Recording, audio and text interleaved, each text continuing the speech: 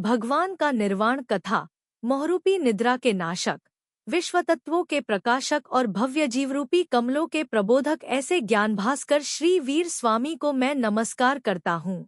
अथानंतर दिव्य ध्वनि के उपसंहार होने पर तथा मनुष्यों का कोलाहल शांत होने पर महान विद्वान एवं गुणवेत्ता सौधर्मेंद्र ने तीन लोक के जीवों के मध्य में स्थित और समस्त प्राणियों के संबोधन करने में उद्यत श्री वीर भगवान को हर्ष से नमस्कार कर अपने गुणों की सिद्धि के लिए, बुद्धिमानों के उपकार के लिए और यहाँ पर धर्मतीर्थ प्रवर्तनार्थ विहार करने के लिए जगत में सारभत भव्यों का संबोधन करने वाले गुणसमूह के कीर्तन से इस प्रकार स्तुति करना प्रारंभ किया। हे देव, मैं केवल अपने मनवचनकाय की शुद्धि के लिए तीन लोक के दक्ष पुरुषों के द्वारा पूज्य और अनंत गुणों के सागर ऐसे आपकी स्तुति करता हूँ, क्योंकि आपकी स्तुति करने वाले जीवों के पापमल के विनाश से सर्व प्रकार की शुद्धियाँ और तीन लोक की लक्ष्मी सुख आदिक संपदाएं स्वयं ही प्रकट होते हैं।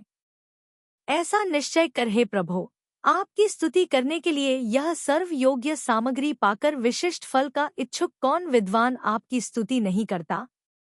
अर्थात सभी करते हैं। आपके स्तवन करने में स्तुति, स्तोता, स्तुति करने वाला, महान स्तुत्य, स्तुति करने के योग्य पुरुष और स्तुति का फल, यह चार प्रकार की पाप विनाशिनी उत्तम सामग्री ज्ञातव्य है। गुणों की राशि वाले अरहंतों के गुणों का जो विचारशील पुरुषों के द्वारा यथार्थ रूप से कीर्तन किया जाता है, वह महाशुभ स्तुति कही जाती है। जो पक्षपात से रहित गुणावगुणरूप तत्वों का वेत्ता, आगमज्ञ, कवींद्र, सम्यक दृष्टि वाग्मी, गुणवर्णन करने वाला पुरुष है, वह उत्तम स्तोता कहलाता है। जो अनंत ज्ञानदर्शन आदि अनंत गुणों का समुद्र है, वीतराग है, जगत का नाथ है, वह परम पुरुष ही सज्जनों का स्तुत्य माना गया है। स्तुति का साक्षात फल स्तुति करने वाले मनुष्यों को परम पुण्य का प्राप्त होना है और परंपरा फल क्रम से स्तुत्य देव से सर्व गुण समूह का प्राप्त होना है। इस प्रकार यहाँ पर स्तुति की उत्तम सामग्री को पाकर हे देव, मैं आपकी स्तुति करने के लिए उद्यत हुआ हूँ। हे भगवान, प्रसन्न दृष्टि से आप आज मुझे पवित्र करें। इस प्रकार प्रस्तावना करके इंद्र स्तुति करना प्रारंभ करता है। हे नाथ, आज आपके वचनरूप किरणों के द्वारा भव्य जीवों के अंतरंग में स्थित और सूर्य के अगोचर ऐसा समस्त मिथ्यांधकार नष्ट हो गया है। हे भगवान, आपके वचनरूप तलवार के प्रहार से मोहरूपी शत्रु विनष्ट हो गया है।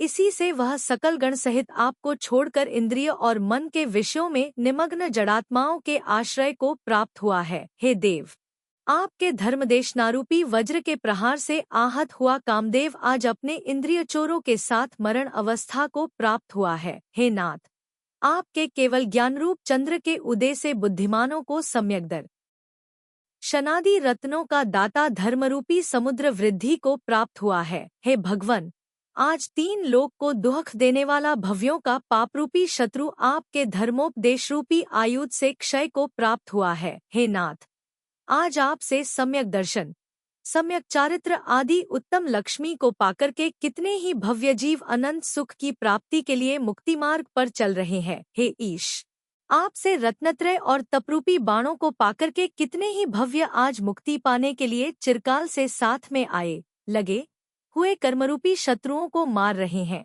हे प्रभो, आप महान महान दाता हैं, क्योंकि तीन लोक के भव्य जीवों को प्रतिदिन सम्यक दर्शन ज्ञान चारित्र धर्मरूप उत्तम चिंतामणि रत्न देते हैं। वे धर्म रत्न चिंतित पदार्थों को देने वाले हैं, सारभूत हैं, अनमोल हैं और सुख के सागर हैं।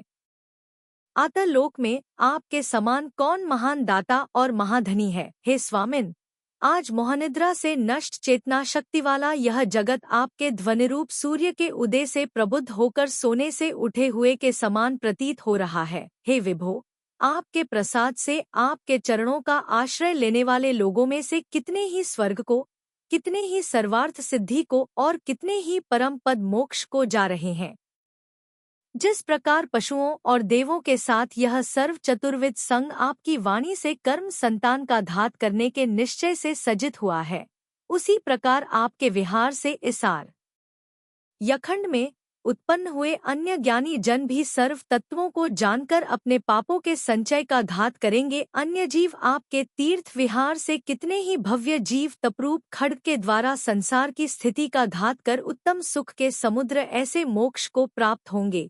कितने ही योगीजन चारित्र धारण कर अहमिंद्र पद को सिद्ध करेंगे और कितने ही जीव आपके सत्य धर्म के उपदेश से स्वर्ग को जाएंगे। हे ईश, इस लोक में आपके द्वारा उपदिष्ट सन्मार्ग को प्राप्त होकर मोही जीव अपने मोहशत्रु का घात करेंगे और पापी जीव अपने पाप शत्रु का विनाश करेंगे। हे नाथ, भव्य जीवों को मोक्षरूपी द्वीपांतर ले जाने के लिए सार्थवाह के समान आप ही दक्ष हैं और इंद्रिय क्षयरूपी अंतरंग चोरों को मारने के लिए आप ही महाभट हैं। अतएव हे देव, भव्य जीवों के अनुग्रह के लिए और मोक्षमार्ग की प्रवृत्ति के लिए धर्म का कारणभूत विहार कीजिए। हे भगवन, मिथ्यात्वरूपी दुर्भिक्ष से सूखने वाले भव्य जीवरूपी धान्यों का धर्मरूप अमृत के सिंचन से स्वर्ग मोक्ष की प्राप्ति के लिए हे ईश उद्धार कीजिए। हे देव, जगत को संतापित करने वाले दुर्जय मोहशत्रु को पुण्यात्मा जनों के लिए धर मोपदेश रूप बाणों की पंक्तियों से आज आप जीते, क्योंकि देवों के द्वारा मस्तक पर धारण किया हुआ मिथ्या ज्ञान रूप अंधकार का नाशक, विजय के उद्यम का साधक यह धर्मचक्र सजा हुआ उपस्थित है। तथा हे नाथ, सन्मार्ग का उपदेश देने के लिए और कुमार्ग का निराकरण करने के लिए यह महान काल आपके सम्मुख आया है। अतएव हे देव, इस विषय में बहुत कहने से क्या लाभ है। अब आप विहार करके इस उत्तम आर्यखंड में स्थित भव्य जीवों को अपनी सद्वाणी से पवित्र कीजिए, क्योंकि किसी भी काल में आपके समान बुद्धिमानों के कुमार्ग रूप घोर अंधकार का नाशक और स्वर्ग मोक्षक मार्ग का दर्शक अन्य कोई नहीं है। अतः हे देव, आपके लिए नमस्कार है। गुणों के समुद्र आपको नमस्कार है। अनंत ज्ञानी, अनंत दर्शनी और अनंत सुखी आपको मेरा नमस्कार है। अनंत महावीर्यशाली और दिव्य सुमूर्ति आपको नमस्कार है। अद्भुत महालक्ष्मी से विभूषित होकर के भी महाविरागी आपको नमस्कार है। असंख्य देवांगनाओं से आवृत होने पर भी ब्रह्मचारी आपको नमस्कार है। मोहारी शत्रुओं के नाशक होने पर भी दयालु चित्तवाले आपको नमस्कार है। कर्म शत्रु के विजेता होने पर भी शांतरूप आपको नमस्कार है। विश्व के नाथ और मुक्तिस्त्री के वल्लभ प्रिय आपको नमस्कार है। हे सन्मति, आपको मेरा नमस्कार है। हे महावीर, आपको मेरा नमस्कार है। और हे वीर प्रभो, हे देव, आत्मसिद्धि के लिए आपको मेरा मस्तक झुकाकर नित्य नमस्कार है। हे देव, इस स्तवन, सद्भक्ति और नमस्कार के फल से आप हमें भव में सम्यक दर्शन ज्ञान चारित्रादिपूर्वक अपने चरण कमलों में एकमात्र भक्ति को ही दीजिए। हे भगवन, हम इसके सिवाय और अधिक कुछ भी नहीं चाहते हैं, क्योंकि वह एक भक्ति ही हमारे इस लोक में और परलोक में निश्चय से 3 लोक में सारभूत सुखों को और मनोवांछित सर्व फलों को देगी। 43-45 इस प्रकार इंद्र के निवेदन करने से भी पहले भगवान जगत के संबोधन करने के लिए उद्यत थे, किंतु फिर भी इंद्र की प्रार्थना से और तीर्थकर प्रकृति के विपाक से वे त्रिजगतगुरु भव्य जीवों को समस्त दुर्मार्गों से हटाकर और भ्रमरहित मुक्तिमार्ग पर स्थापित करने के लिए उद्यत हुए। अथानंतर देवों के द्वारा उत्तम चवरों से विद्यमान 12 गणों से आवृत श्वेत 3 छत्रों से शोभित और उत्कृष्ट विभूति से विभूषित भगवान ने करोड़ों बाजों के बजने पर संसार को संबोधन के लिए विहार करना प्रारंभ किया। उस समय करोड़ों पटह, ढोल और तूरियों, तुरई के बजने पर तथा चलते हुए देवों से तथा छत्र ध्वजा आदि की पंक्तियों से आकाश व्याप्त हो गया। हे ईश, जगत के जीवों के शत्रुभूत मोह को जीतने वाले आपकी जय हो। आप आनंद को प्राप्त हों। इस प्रकार से जय नंद आदि शब्दों की 3 लोक में घोषणा करते हुए देवगण भगवान को सर्व ओर से घेर कर निकले। सुर और असुर देवगण जिनके अनुगामी हैं, ऐसे श्री वीर जिनेन्द्र अनिच छापूर्वक गति को प्राप्त होते हुए सूर्य के समान विहार करने लगे। विहार करते समय सर्वत्र भगवान के अवस्थान से सवे दिशाओं में 100 योजन तक सभी इतिभीतियों से रहित सुभिक्ष सुकाल रहना है। धर्मचक्र जिनके आगे चल रहा है, ऐसे वीर प्रभु ने संसार के भव्य जीवों के उपकार के लिए गगनांगण में चलते हुए अनेक देश पर्वत और नगरादि में विहार किया। वीर प्रभु के साम्य भाव के प्रभाव से क्रूर जाति वाले सिंहादि के द्वारा मृगादि के कदाचित भी बाधा और भयादि नहीं होता था। घाती कर्मों के विनाश से, विशिष्ट नोकर्मरूप आहार से, पुष्ट और अनंत सुख के भोक्ता वितरागी भगवान के असाता कर्म के अति मंद उदय होने से, कवलाहार रूप भोजन नहीं होता है तथा इंद्रादि से वेष्टित और अनंत तुष्टय के धारक भगवान के मनुष्यादि कृत उपस्के भी नहीं होता है। समवशरण में तथा विहार करते समय सर्वत्र होने वाली व्याख्यान सभाओं में 12 गणों के द्वारा त्रिजगतगुरु चारों दिशाओं में 4 मुख वाले दिखाई देते हैं। दुष्ट घाती कर्मों के विनाश से केवल ज्ञान नेत्र वाले भगवान के समस्त विद्याओं का विश्वार्थदर्शक स्वामित्व प्राप्त हो गया था। तीर्थंकर के दिव्यदेह की छाया नहीं पड़ती है, उनके नेत्रों की कभी भी पलकें नहीं झपकती हैं और न उस त्रिलोकीनाथ के नख और केशों की वृद्धि ही होती है। इस प्रकार अन्य साधारण जनों में नहीं पाए जाने वाले ये दशों दिव्य अतिशय 4 घाती कर्मों के नाश से प्रभु के स्वयं ही प्रकट हो गए थे। तीर्थंकर प्रभु की भाषा सर्वार्धमागधी थी, जो कि सर्वांग से उत्पन्न हुई ध्वनिस्वरूप थी। वह सर्व अक्षर रूप दिव्य अंग वाली, समस्त अक्षरों की निरूपक, सर्व को आनंद करने वाली, पुरुषों के सर्व संदेहों का नाश करने वाली, दोनों प्रकार के धर्म और समस्त तत्वार्थ को प्रकट करने वाली थी। सद्गुरु के प्रभाव से कृष्ण, सर्प और नकुल आदि जाति स्वभाव के कारण वैर पाले जीवों के बंधुओं के समान परम मित्रता हो जाती है। प्रभु के प्रभाव से सभी वृक्ष सर्व ऋतुओं के फलपुष्पादि को प्रभु के उत्तम तपों का अति महान फल दिखलाते हैं के समान फलने लगे। इस धर्म सम्राट के सभामंडल में और दर्पण के समान निर्मल दिव्य रथ नम्यो हो गई। जगत को संबोधन करने में उद्यत और विहार करते हुए त्रिलोकीनाथ के सर्व और सर्व प्राणियों को सुख करने वाला शीतल मन सुगंधी वाला पवन बहने लगता है। तीर्थंकर प्रभु के ध्यान जनित महान आनंद से सर्वदा शोक मुक्त पुरुषों के भी धर्म और सुख का करने वाला आनंद प्राप्त होता है। पवन कुमार देव त्रिजगतगुरु के सभास्थान से 1 योजन के अंतर्गत भूमिभाग को तृण, कंटक और कीड़े आदि से रहित एवं मनोहर कर देते हैं। मेघकुमार नामक देव भक्ति से विद्युन्माला आदि से युक्त गंधोत्कमेय वर्षा जिन भगवान के सर्व ओर करते हैं। प्रभु के गमन करते समय उनके चरण कमलों के नीचे, आगे और पीछे 7-7 संख्या के प्रमाणयुक्त दिव्य केसर और पत्र वाले सुवर्ण और रत्नमयी महादीप्तिमान कमलों को बिछाते हुए चलते हैं। भगवान के निकटवर्ती क्षेत्रों में संसार को तृप्त करने वाले ब्रीही आदि सर्व प्रकार के धान्य और सर्व ऋतुओं के फलों से नम्र वृक्ष देवों के द्वारा शोभा को प्राप्त होते हैं।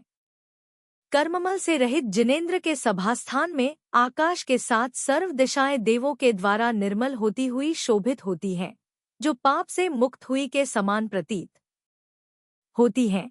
तीर्थंकर प्रभु की विहार यात्रा में साथ चलने के लिए चतुर्निकाय के देव इंद्र के आदेश से परस्पर बुलाते हैं। तीर्थंकर प्रभु के चलते समय चमकते हुए रत्नों से निर्मित दीप्तियुक्त 1000 आरे वाला अंधकार का नाशक और देवों से वेष्टित धर्मचक्र आगे आगे चलता है। विश्व के मंगल करने वाले भगवान के विहार काल में देव लोग दर्पण आदि 8 मंगल द्रव्य रूप संपदा को हर्ष के साथ लेकर आगे आगे चलते हैं। इन महान 14 अतिशयों को, जो कि जगत के अन्य सामान्य लोगों के लिए असाधारण है, महान अतिशयशाली देव भक्ति से संपन्न करते हैं। इस प्रकार इन 34 दिव्य अतिशयों से, 8 प्रातिहार्यों से, सद ज्ञानादि अनंत चतुष्टय से एवं अन्य अनंत दिव्य गुणों से अलंकृत वीर प्रभु ने अनेक देशपुरग्राम खेटों में क्रम से विहार करते हैं।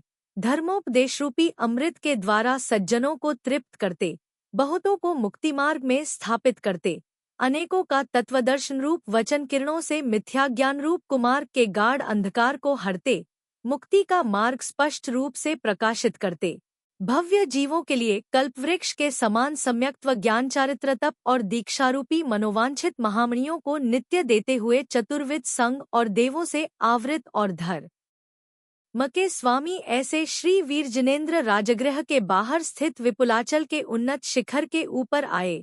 वीर प्रभु का वनपाल के मुख से आगमन सुनकर राजा श्रेणिक ने भक्तिपूर्वक पुत्र स्त्री बंधु अनेक भव्यजनों के साथ आकर हर्षित हो जगद्गुरु को भक्ति से 3 प्रदक्षिणा देकर नमस्कार किया। तत्पश्चात आत्मशुद्धि के लिए भक्तिभार के वशंगत होकर 8 भेदरूप महाद्रव्यों से जिनेंद्र देवों की पूजा कर और पुनः नमस्कार कर अति भक्ति से उनकी स्तुति करने के लिए उद्यत हुआ। श्रेणिक ने कहा, हे नाथ, आज हम धन्य हैं। आज हमारा यह जीवन और मनुष्य जन्म पाना सफल हो गया, क्योंकि हमें आप जैसे जगतगुरु प्राप्त हुए हैं। आपके चरण कमलों के देखने से आज हमारे ये दोनों नेत्र सफल हो गए हैं। आपके चरण कमलों को प्रणाम करने से हे देव, हमारा यह सिर सार्थक हो गया है। हे स्वामिन, आज आपके चरणों की पूजा से मेरे दोनों हाथ धन्य हो गए हैं। आपको दर्शन यात्रा से हमारे दोनों पैर कृतकृत्य हो गए हैं और आपके स्तवन से हमारी वाणी सार्थक हो गई है। आज मेरा मन आपका ध्यान करने और गुणों के चिंतन से पवित्र हो गया। आपकी सेवा शुश्रूषा से सारा शरीर पवित्र हो गया और हमारे पापरूपी शत्रु का नाश हो गया है। हे नाथ, आप जैसे जहाज को पाकर के यह अपार संसार सागर चल भर जल के समान प्रतिभासित हो रहा है, इसलिए अब हमें क्या भय है। इस प्रकार जगत के नाथ वीर प्रभु की स्तुति कर पुनः हर्ष से संयुक्त हो नमस्कार कर उत्तम धर्म को सुनने के लिए मनुष्यों के कोठे में जा बैठा। वहां पर बैठे हुए राजा ने भक्ति से जगतगुरु की दिव्य ध्वनि के द्वारा मुनि और गृहस्थों का धर्म, सर्व तत्व, जिनेंद्रों के पुराण, पुण्य पाप के फल, सुधर्म के क्षमादिक लक्षण और अहिंसादि व्रतों को सुना।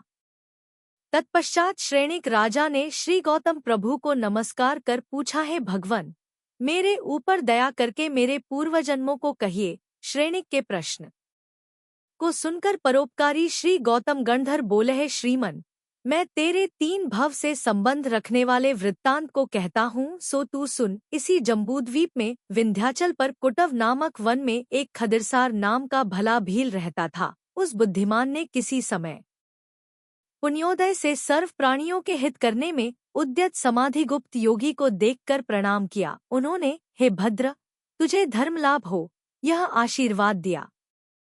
यह सुनकर उस भील ने मुनीश्वर से पूछा, है नाथ, वह धर्म कैसा है?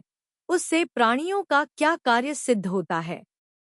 उसका क्या कारण है और उससे इस लोक में क्या लाभ है? यह मुझे बतलाइए। उसके इन वचनों को सुनकर योगीराज ने कहा, है भव्य, मधु, मांस और मदिरा आदि के खानपान का बुद्धिमानों के द्वारा त्याग किया जाना और जीव हिंसा से दूर रहना धर्म है। उस धर्म के करने पर उत्तम पुण्य होता है।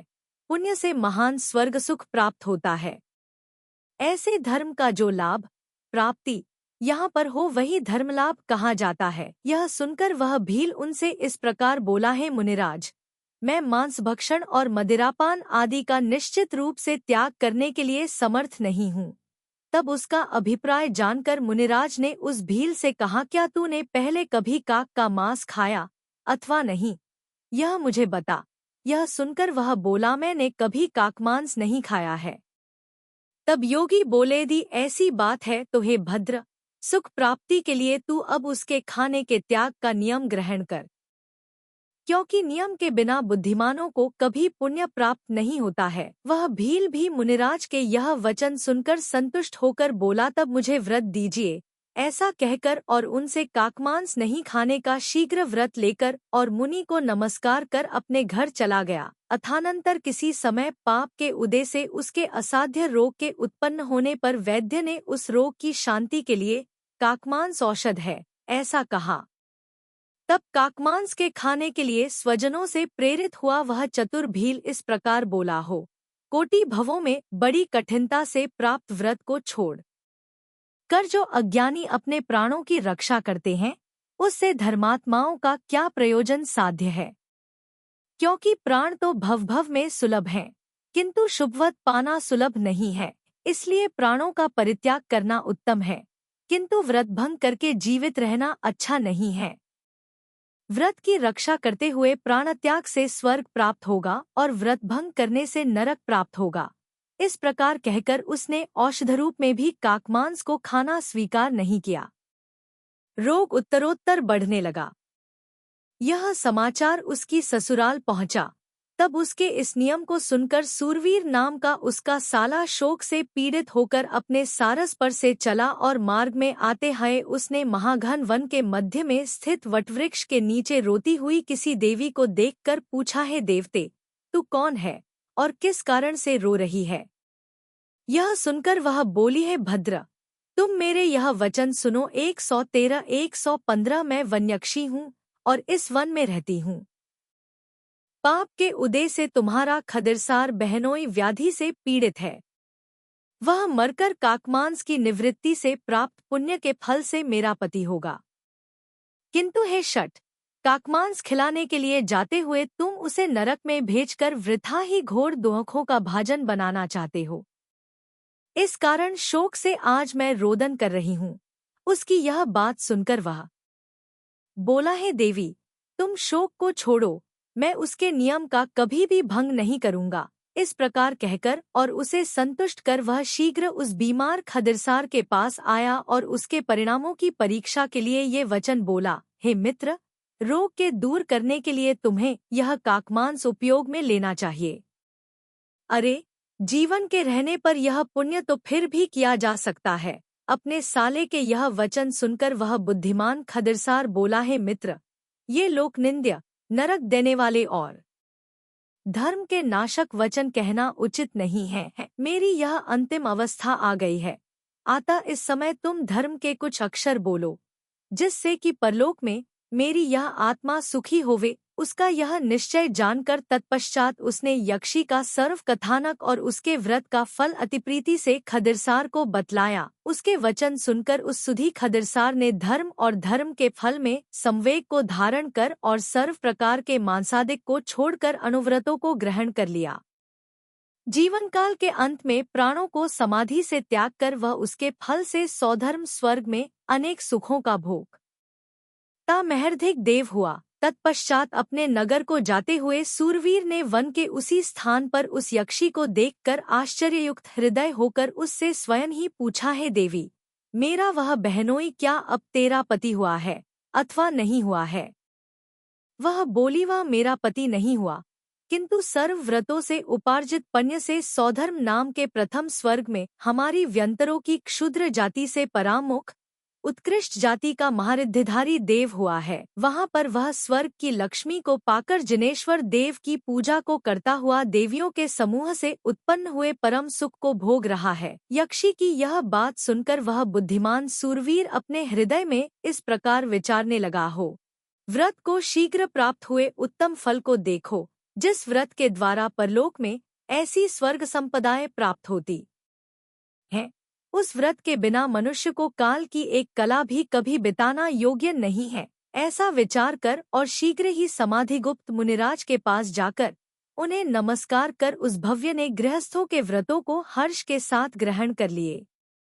खदिरसार का जीव वह देव 2 सागरोपम काल तक वहाँ के महासुखों को भोगकर और स्वर्ग से च्युत होकर पुण्य के विपाक से कुणिक राजा और श्रीमती रानी के श्रेणिक नाम से प्रसिद्ध नृपोत्तम और भव्य जीवों की पंक्ति में से मोक्ष जाने में अग्रसर पुत्र हा है। अपने पूर्वजन्म की इस कथा को सुनने से तत्वों में जिनेन्द्र देव, जिन धर्म और जिन गुरु आदि में परम श्रद्धा को प्राप्त होकर उन्हें नमस्कार कर पुनः पूछा, हे देव, धर्म कार्य में मेरी भारी श्रद्धा है, किंतु किस कारण से अभी तक मेरे कोई जरासा भी व्रत या गुण धारण करने का भाव नहीं हो रहा है? यह सुनकर गौतम गंधर ने कहा, हे सुधी, 3 मिथ्यात्व भाव के द्वारा आज से पूर्व ही तूने इसी जीवन में हिंसादि 5 पापों के आचरण से, बहुत आरंभ और परिग्रह से, अत्यंत विषयासक्ति से और सत्य धर्म के बिना बौद्धों की भकी से नरकायु को बांध लिया है।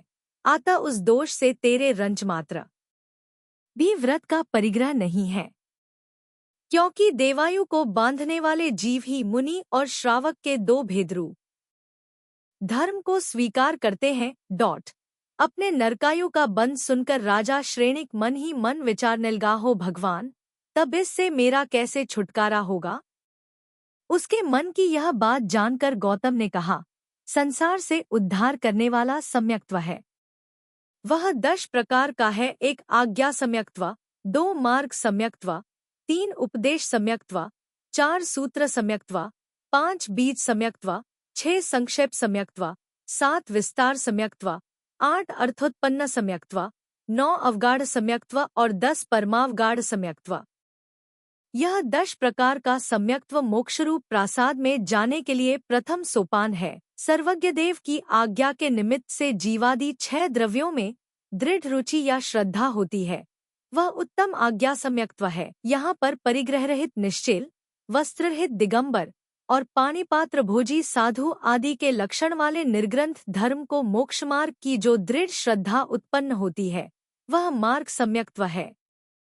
63 शला का पुरुष आदि महामानवों के पुराणों को सुनने से जो आत्मनिश्चय या धर्म श्रद्धान उत्पन्न होता है, वह लोक में उपदेश नामक यक्त्व है। आचारादि अंगों में कहीं तपश्चरण क्रिया के सुनने से ज्ञानियों को जो उसमें रुचि उत्पन्न होती है, वह सूत्र सम्यक्त्व है। 20 पदों को ग्रहण करने से और उनके सूक्ष्म अर्थ के सुनने से भव्यजीवों के जो तत्वार्थ में रुचि उत्पन्न होती है, वह बीज सम्यक्त्व है। जीवादि पदार्थों के संक्षेप कथन को सुनकर ही जो बुद्धिमानों के हृदय में श्रद्धा उत्पन्न होती है, वह सुखकारण संक्षेप सम्यक्त्व कहा जाता है।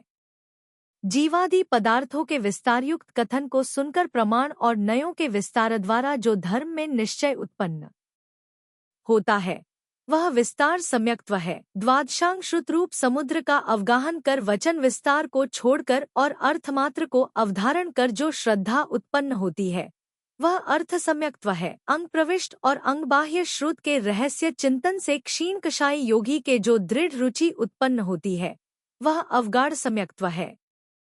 तथा केवल ज्ञान के द्वारा अवलोकित समस्त पदार्थों पर जो चरम सीमा को प्राप्त अत्यंत दृढ़ रुचि उत्पन्न होती है, वह परमावगाढ़ नाम का सम्यक्त्व है। इस प्रकार जिनेंद्र देव ने तात्विक दृष्टि से सम्यक्त्व के 10 भेद कहे हैं। हे राजन, उनमें से कितने भेद तेरे हैं? जगद्वंद्य। दर्शन विशुद्धि आदि 16 कारणों में से कुछ या सब कारणों से त्रिजगद्गुरु श्री वर्धमान स्वामी के समीप जगत में आश्चर्य का कारण तीर्थकर नाम कर्म यहाँ पर निश्चय से बांधकर जीवन के अंत में पूर्वोपार्जित कर्म के उदय से रत्न प्रभा पृथ्वी वाले नरक में जाओगे। वहाँ पर उपार्जित कर्मों का फल भोग कर आगामी 4 काल प्रमाण अर्थात 84,000 वर्षों के बाद वहाँ से निकलकर हे भव्य, तू महापद्मनाम का धर्मतीर्थ का प्रवर्तक, सज्जनों का क्षेम कुशल करता, आगामी उत्सर्पिणी काल में प्रथम तीर्थंकर होगा, इसमें कोई संदेह नहीं है। हे राजन, तुम निकट भव्य हो, अब इस अल्पकालिक संसार के परिभ्रमण से मत डरो, क्योंकि इसके भीतर परिभ्रमण करने वाले प्राणी अनेक बार पहले नरक गए हैं। अपनी रत्न प्रभागत नरक की प्राप्ति की बात सुनकर विषाद को प्राप्त हुए श्रेणिक ने पुनः श्री गौतम गंधर को नमस्कार करके इस प्रकार पूछा, हे भगवन, इस विशाल पुण्यधाम वाले मेरे नगर में मेरे विना क्या और कोई पुरुष अधोगति नरक को जाएगा या नहीं? श्रेणिक की बात सुनकर उसके अनुग्रह करने के लिए श्री गौतम ने कहा, हे धीमन, तेरे शोक को दूर करने वाले मेरे यथार्थ वचन सुनो। इसी राजगृह नगर में भवस्थिति के वश से पूर्वभव में मनुष्यायु को बांधकर नीच गोत्र के उदय से अत्यंत नीच कुल में उत्पन्न हुआ कालशौक्रिक नाम का कसाई रहता है।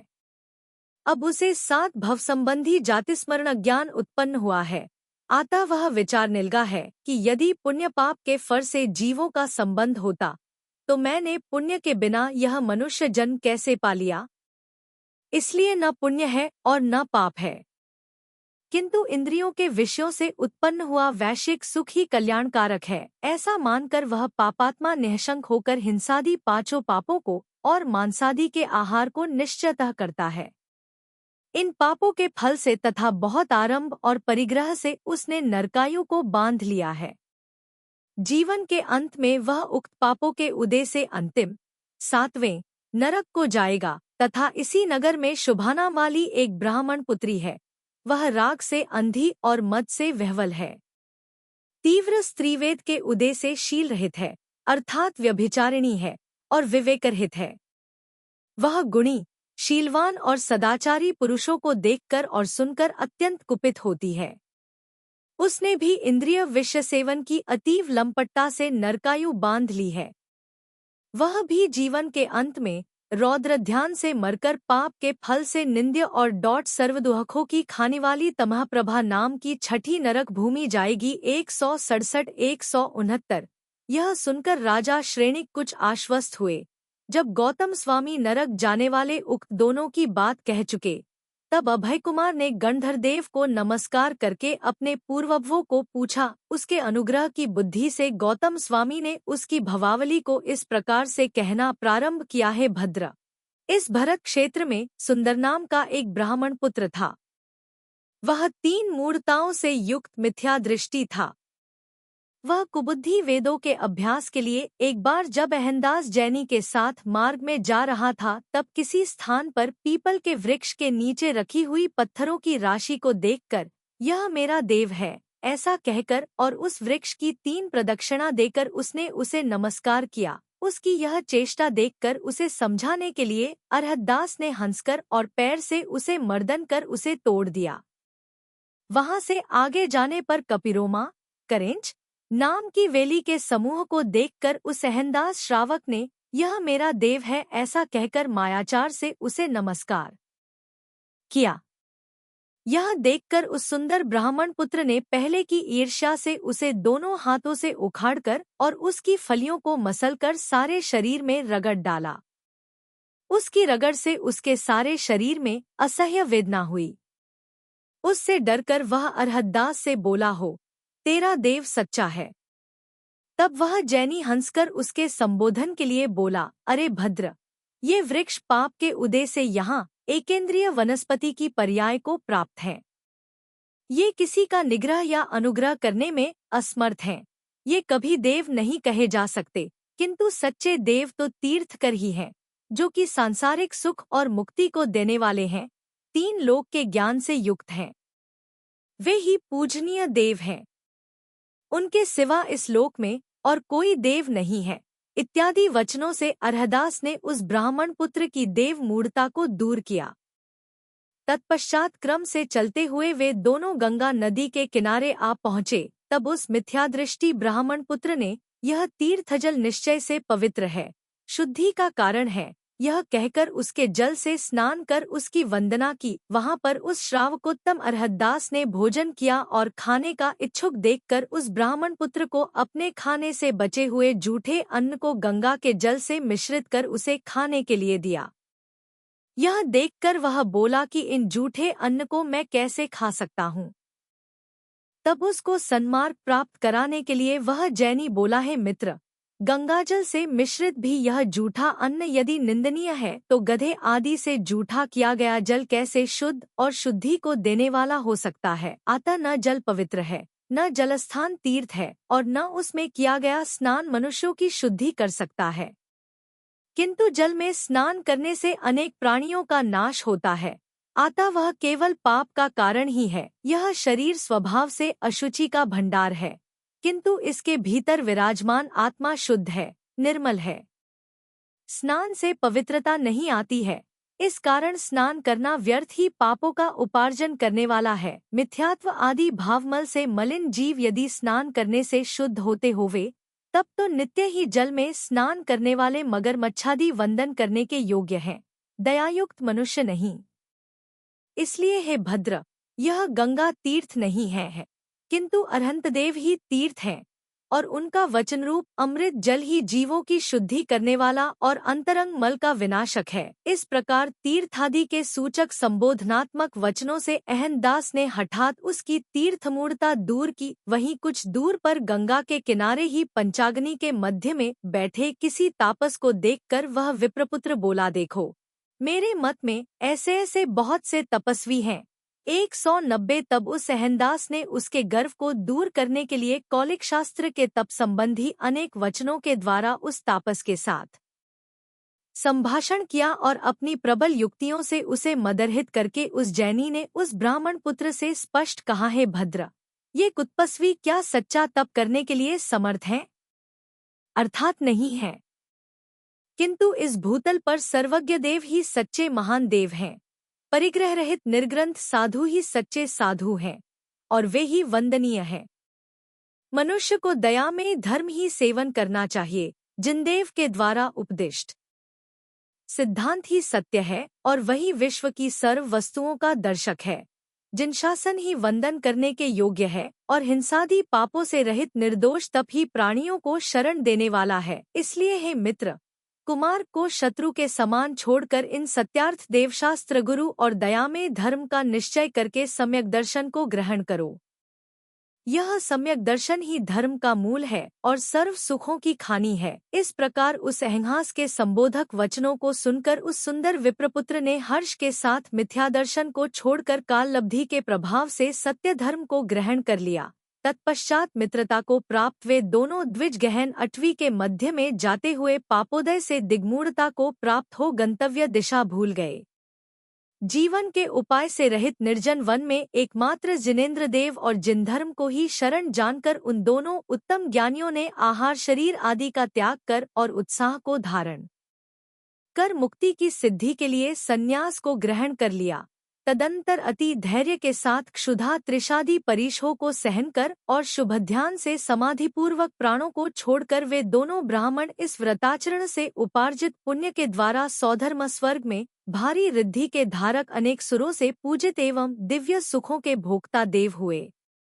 वहां पर पुण्योदय से देव संबंधी सुख को चिरकाल तक भोग कर वह सुंदर ब्राह्मण का जीव वाला देव वहां से चय कर यहाँ पर श्रेणिक राजा के ऐसे चतुर महाप्राज्ञ अभय कुमार नाम के पुत्र हुए हो और शीघ्र ही तप से कर्मों का क्षय करके निर्वाण को प्राप्त होगे। अभय कुमार की इस पूर्व संबंधी उत्तम कथा को सुनकर वैराग्य से परिपूर्ण हुए कितने ही लोगों ने तो संयम को ग्रहण किया और कितने ही मनुष्यों ने अपने हृदय में श्रावक धर्म और सम्यक दर्शन को धारण किया।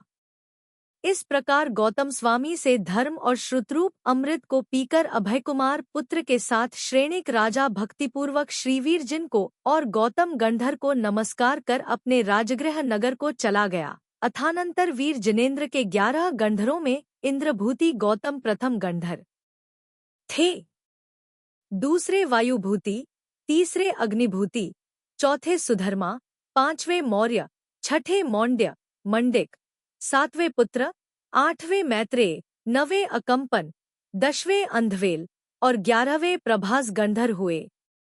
ये वीर भगवान के सभी 11 गंधर देवपूजित और 4 ज्ञान के धारक थे। भगवान महावीर के समवशरण में चतुर्दश पूर्व के अर्थ को धारण करने वाले 300 थे। 9900 चारित्र आचरण करने में उद्यत शिक्षक मुनि थे। 1300 मुनि अवधिज्ञान से भूषित थे। उनके ही समान ज्ञान वाले 700 केवल ज्ञानी थे। 900 मुनि विक्रिया रिद्धि से युक्त थे। 500 पूज्य मनःपरे अज्ञानी थे। 400 अनुत्तरवादी थे।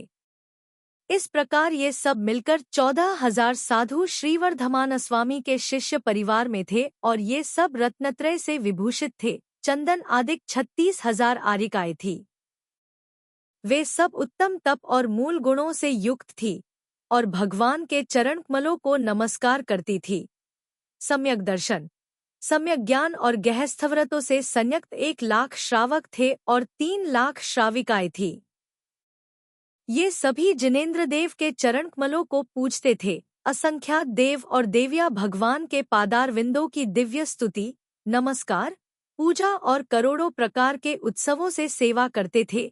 सिंह सर्पादि शांतचित्त, व्रतयुक्त, भक्तिमान और भवभीरु संख्यात तिथंचों ने वीर भगवान का आश्रय लिया था। 216 भक्तिभार से व्याप्त इन 12 गणों से वेष्टित जगत के नाथ श्रीवर्धमान तीर्थंकर देव तत्पश्चात धीरे धीरे विहार करते, नाना देशपुरग्राम वासी जनों को संबोधते, धर्मोपदेश से मोक्षमार्ग में स्थिर करते हुए तथा अपनी वचन किरणों से अज्ञानांधकार का नाश कर और उत्तम मार्ग का प्रकाश कर 6 दिन कम 30 वर्ष तक विहार करके क्रम से फलपुष्पादि शोभित चंपानगिरी के उद्यान में आए। वहां पर दिव्य ध्वनि को और योग को रोककर निष्क्रिय हो उन्होंने मुक्ति प्राप्ति के लिए अघाती कमों का हनन करने वाला प्रतिमायोग ग्रहण कर लिया।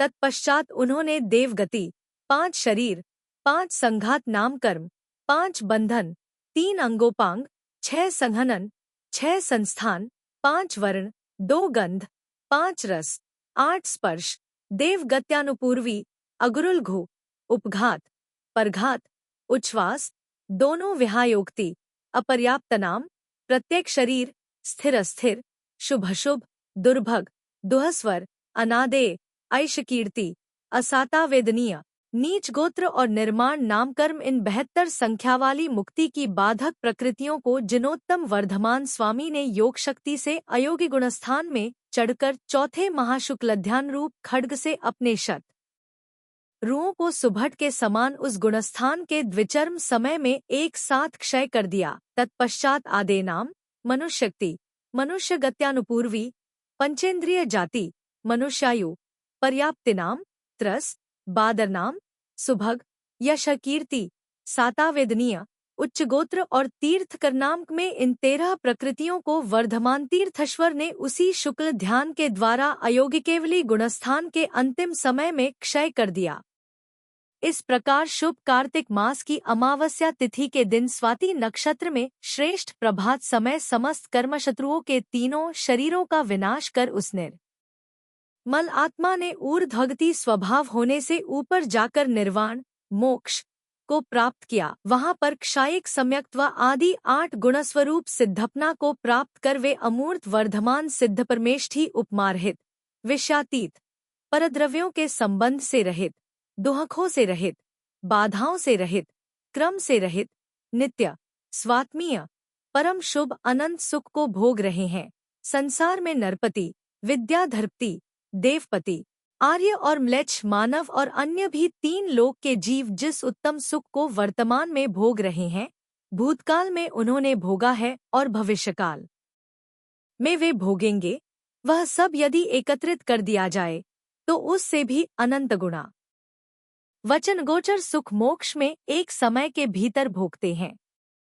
ऐसा सर्वोत्कृष्ट सुख जगद्वंद्य वीर सिद्ध प्रभु मोक्ष में निरंतर अनंत काल तक भोगते रहेंगे। अथानंतर अपने अपने पृथक चिन्हों से भगवान का निर्वाण जानकर समस्त चतुनिकाय के देवेंद्रों ने अपने अपने देव परिवार के साथ परम विभूति से गीत नृत्य महोत्सव करते हुए आत्मसिद्धार्थ अंतिम निर्वाण कल्याणक की पूजा करने के लिए वहां पर आए। निर्वाण का साधक प्रभु का यह शरीर पवित्र है, ऐसा मानकर उन देवों ने चमकते हुए मणियों वाली पालकी में बड़ी भारी विभूति के साथ उसे विराजमान किया। पुनः 3 जगत में सारभूत सुगंधी द्रव यह समूह से उस शरीर की पूजा कर भक्ति से रत्न मुकुटधारी मस्तक से उन्होंने उसे नमस्कार किया।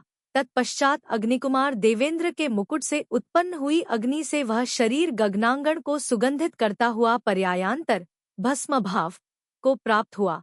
तब इंद्रादिक देवों ने यह हमारे भी शीघ्र निर्वाण का साधक हो इस प्रकार कहकर उस पवित्र भस्म को हाथ में ग्रहण करके पहले मस्तक पर, फिर नेत्रों में, फिर बाहुओं में, फिर हृदय पर और फिर सर्वांगों में भक्तिपूर्वक मोक्षशक्ति की प्रशंसा करते हुए लगाया। वहीं पर उस उत्तम पवित्र भमितल को उत्कृष्ट भक्ति से पचकर आगे धर्म की प्रवृत्ति के लिए उसे निर्वाण क्षेत्र संकल्पित किया। पुनः हर्ष से संतुष्ट हुए उन देवों ने एकत्रित होकर अपनी देवियों के साथ परम उत्सव पूर्वक आनंद नाटक किया। तत्पश्चात उत्तम शुक्ल ध्यान से घाती कर्म शत्रुओं के घातने से उन श्री गौतम गंधर में केवल ज्ञान उत्पन्न हुआ। वहां पर जाकर उन उत्तम देवेंद्रों ने सर्वगण के साथ उनके योग्य भारी विभूति से इंद्रभूति केवली के केवल ज्ञान की पूजा की।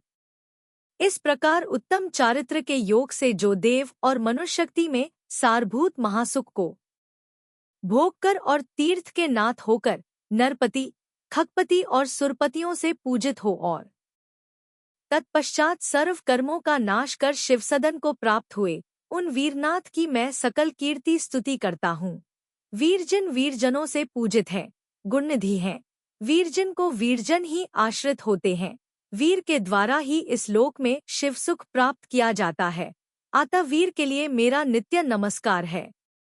वीर से परे दूसरा कोई भी पाप कर्मों को जीतने में समर्थ नहीं है। वीर का वीर्य परम श्रेष्ठ है। मैं वीर जिन में अपना मन लगाता हूँ।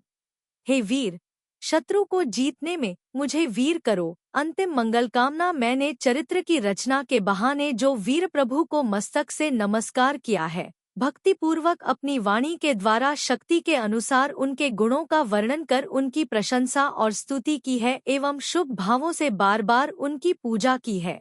ऐसे वे श्रीवीर जिनेंद्र मुझ लोभी को मुक्ति को प्राप्त कराने वाली और सम्यक दर्शनादि 3 रत्नों से उत्पन्न होने वाली सकल सामग्री को शीघ्र देवें। जिस वीर प्रभु ने बालकाल कुमारावस्था में भी मुक्ति को प्राप्ति के लिए रत्नत्रय जनित उत्तम संयम को ग्रहण किया, जिन्होंने उत्तम शुक्लध्यान रूपी महान खड्ग के द्वारा अति प्रचंड सर्व कर्मशत्रुओं को विनष्ट किया, वे वीर प्रभु मुझे इस लोक और परलोक में मुक्तिदाता संयम और रत्नत्रय को देवें तथा इंद्रियरूपी चोरों के साथ मेरे सब कर्मशत्रुओं का मुक्ति पाने के लिए शीघ्र विनाश करें। जिन्होंने 3 लोक से स्तुति किए गए अनंत निर्मल केवल ज्ञानादि उत्तम गुण प्राप्त किए हैं, वे वीर प्रभु उन सब अपने गुणों को मुझे प्रदान करें। जिन वीर जिनेंद्र ने मुक्तिरूपी कुमारी को विधिपूर्वक स्वीकार किया है, वे प्रभु वह अनंत निर्मल मुक्तिलक्ष्मी सुख प्राप्ति के लिए मुझे देवे। 254 मुझ सकल कीर्ति ने यह ग्रंथ कीर्ति पूजा के लाभ या किसी प्रकार के लोभ से नहीं रचा है और न कविपने के अभिमान से ही रचा है, किंतु इसकी रचना परमार्थ बुद्धि से अपने और अन्य के उपकार के लिए तथा अपने कर्मों के विनाश के लिए की है। वीर जिनेंद्र के कोटि-कोटि गुणों से निबद्ध यह पावन श्रेष्ठ चरित्र, जिसे सकल कीर्ति गणी ने रचा है, उसे दोषों से रहित सुज्ञानी जन शुद्ध करें। इस शुभ ग्रंथ में मेरे द्वारा प्रमाद से अथवा अज्ञान से यदि कहीं कुछ अक्षरादि से रहित या संधिमात्रा से रहित अशुद्ध या असंबद्ध लिखा गया हो, तो श्रुतविद्ता ज्ञानी जन इस उत्तम चरित्र के जिन वाणी से उद्धार करने में मुझ तुच्छ बुद्धि का भारी साहस देखकर आप लोग मुझे क्षमा करें। जो निपुण बुद्धि वाले लोग इस शास्त्र को पढ़ते हैं और गुणियों के गुणानुराग से दूसरों को पढ़ाते हैं, वे अपने विशक्षायादि में वृत्तिभाव को प्राप्त होकर केवल ज्ञानरूपी ज्ञानतीर्थ को शीघ्र प्राप्त करते हैं। जो भव्य श्रावक जन इस पवित्र ग्रंथ को लिखते हैं और भूमंडल पर प्रसार करने के लिए दूसरों से लिखाते हैं, वे अपने इस ज्ञानदान के द्वारा विश्व में उत्पन्न होने वाले सुखों को प्राप्त कर निश्चय से केवल ज्ञानी होते हैं, पर के उपकारक, सांसारिक लक्ष्मी, स्वर्गीय भोग और मुक्ति के प्रदाता, सभी तीर्थ कर अंतर्हित उत्कृष्ट अवस्था को प्राप्त, उपमा से रहित और 3 लोक के चूड़ामणि, सभी सिद्ध भगवंत, 5 आचारों में परायण, सभी आचार्य, उत्तम श्रुतवेत्ता, सभी उपाध्याय और आत्मसाधन के उद्योग से युक्त सभी साधुजन आप लोगों का शुभ करने वाला मंगल करें। यह वीर जिनेंद्र देव का चरित गुणों का समुद्र है, धर्मरत्न आदि की खानी है, भव्यों को शरण देने वाला है, इंद्रादिकों के द्वारा पूज्य है, स्वर्ग और मोक्ष का मूल कारण है एवं परम पवित्र है। वह काल के अंत पर्यंत इस आर्यखंड में सर्वत्र प्रसिद्धि को प्राप्त हो। यह चरित्र सुंदर अर्थ से संयुक्त है, धर्म का बीज है, इंद्रियों के विषयों से विरक्ति का उत्पादक है, सत्यार्थ गुणों से युक्त है, निर्मल है, राग के नाश का कारण है, कर्मों का विनाशक है, ज्ञान का मूल है, निर्मल मुनिजनों के गुणों से पवित्र है और अतुल गुणों से गहन है। जिस वीर प्रभु ने स्वर्ग और शिवगति का देने वाला, दोषों से रहित, गुणों का समुद्र, हिंसादि से दूरवर्ती परम अहिंसा में धर्म के सारवाला यह धर्म गृहस्थ और मुनि के रूप से 2 प्रकार का कहा है, जो आज भी गृहस्थ और मुनिजनों के द्वारा नित्य प्रवर्तमान है और आगे भी नियम से प्रवर्तमान रहेगा। वह परम सुख का करने वाला जैन धर्म जब तक इस काल की अवधि हो तब तक सदा प्रवर्तमान रहे। इस धर्म के उपदेष्टा एवं मेरे द्वारा वंदित और संस्तुत वे जिनेंद्र देव मेरे संसार को हरें। इस विषय में अधिक कहने से क्या, जिन वीरनाथ का मैंने आश्रय लिया है और इस ग्रंथ में मैंने जिनकी स्तुति की है, वे कृपा कर शीघ्र ही अपने अद्भुत गुणों को मुक्ति और आत्मीय सुख की प्राप्ति के लिए मुझे देवें।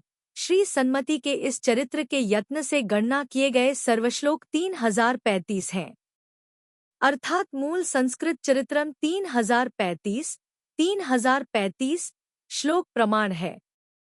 इस प्रकार भट्टारक श्री सकल कीर्ति विरचित इस श्रीवीर वर्धमान चरित में श्रेणिक राजा और अभय कुमार की भवावली तथा भगवान के निर्वाणगमन का वर्णन करने वाला यह 19वां अधिकार समाप्त हुआ।